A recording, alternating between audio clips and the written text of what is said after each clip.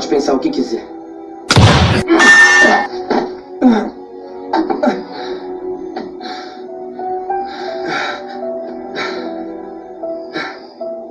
Obrigado. Eu precisava mesmo de uma punição que nem essa. E estou feliz que fez isso por mim. Eu não ligo mais pro que você sente. De agora em diante, eu não vou parar. Eu não aguento mais ver a Julie chorar por você. Filhote.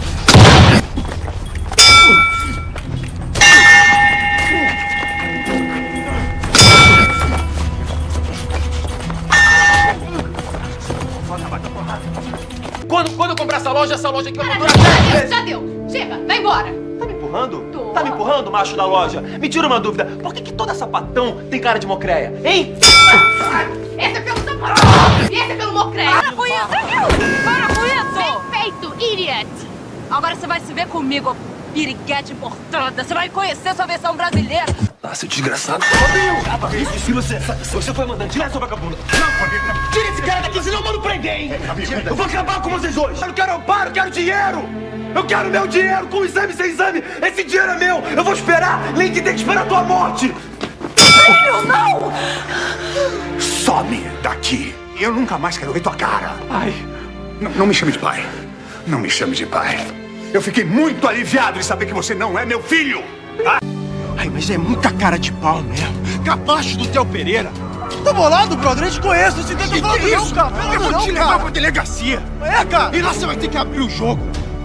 Ladrão.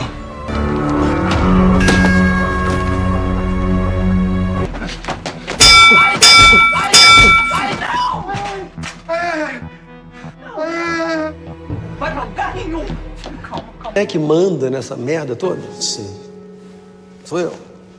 Quer dizer, eu posso fazer o pacto com o diabo se eu quiser, e eu não tenho que prestar satisfação pra ninguém. Tá. E quer saber? Eu tô fora dessa merda, seu bosta. E tá aqui, ó, minha carta de demissão. Sua cara de bom moço. Para com isso. Olha pra mim.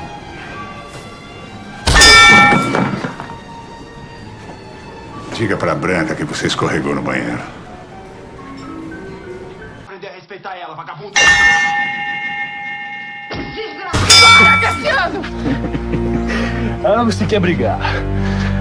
Então você quer brigar. Vai.